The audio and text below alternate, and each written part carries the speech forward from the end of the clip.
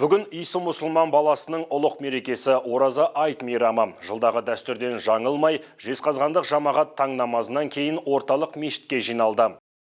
Айт сөзінің түп мағынасы мерекелеу, хәл сұрасу, бірін-бірі қуанту деген ұғымды білдіреді. Негізінен отбасылық мейрам. Айт намазына жиналған ағайынның санында есеп жоқ. Мұсылман баласы үшін тіршіліктің мәні құлшылықта әрине. Мынау әр жылы келетін, сағынып көрісетін Рамазан айы, міне онда бәрін бітіріп, құлшылықтарымызды жасап, шығарып салып жатырмыз. Соның құрметіне мынау бүгінгі айт мерекесі басталып, мына қалың жұрт өшерге айт намазына келіп тұр. Бәрі құтты болсын.